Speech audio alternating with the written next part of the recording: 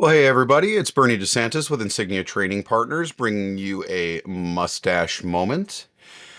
So, in case you weren't able to attend on Tuesday afternoon, Julie Trombley and I did our virtual event called Audience Alchemy: Streamline, Engage, and Automate for Virtual Event Success, where we talked about how you set up a virtual event, how you market and invite people to your event, how you show up in that virtual environment when you're delivering content, and about automations and follow up.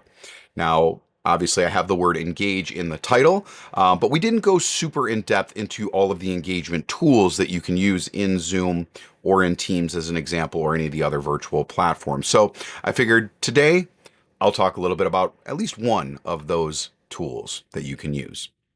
So, virtual events are everywhere, right? You can go on LinkedIn or on Facebook as an example and scroll your feed for a few minutes, and I'm sure that you will find a dozen or more master classes, webinars, workshops, whatever you want to call them, that you could potentially go to.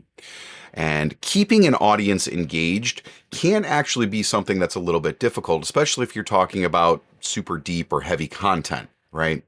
But there is one tool that you can use that can change that engagement for you, right? And what I'm talking about is polling questions. And you can do actual polling questions in Zoom or Teams as an example, or you can do it as a chat poll. And how you use those polling questions in your next virtual event could make it more interactive and impactful. So one way is to engage your audience directly from the start. I see a lot of facilitators that I work with, they'll do an icebreaker at the beginning of their event, and they'll use a polling question to do that. And it allows them to first set some expectation that the event will be or will require some participation. And that helps to keep energy levels high and get people involved right from the start. Another way is to gather some valuable insights, right? You can get some real-time feedback or live market research, if you will, using polling questions so that you can understand what it is that your audience needs or they're looking to get out of the event in real time. And if you do that early, you can start to shape your content, right? You can ask your audience what it is that they want to hear more about and then adjust on the fly. Because let's be honest, nobody wants to sit through irrelevant slides and a talking head on screen for 40 to 60 minutes. People want to be engaged and they're waiting for you to engage with them. Polling questions are a great way to get people involved without them necessarily having to come off of mute. Another way to use polling questions is a little bit more traditionally, right, to check for learning.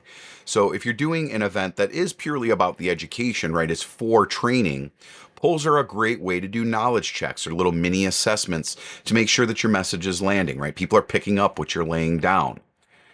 And then one other way is you can potentially use polling questions to spark some networking opportunities, right? You can use polls to uncover shared interests or even guide attendees to go to a particular breakout room. I mentioned in a previous mustache moment that Zoom rolled out an update recently, a few months ago now, where you can set up a polling question and then link it to breakout rooms. And based on the response that someone gives, they can choose the breakout room that they go to. It's actually a pretty cool and dynamic tool. I highly recommend checking it out. And I guess kind of a bonus, if you will, and actually kind of ties up to some of the other ones that I've talked about. Polling questions allow you to track sentiment to a degree, right? You can then adjust your presentation based on how your audience feels, keeping the energy up, the engagement strong, and keeping you talking about the content that they want to hear about. Super important. If your message isn't landing, they're not going to be engaged with you.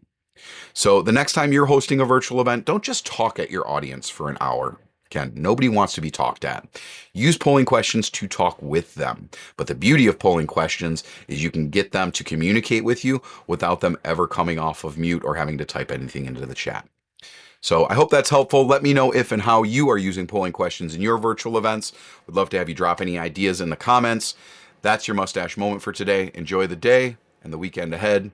See you next week.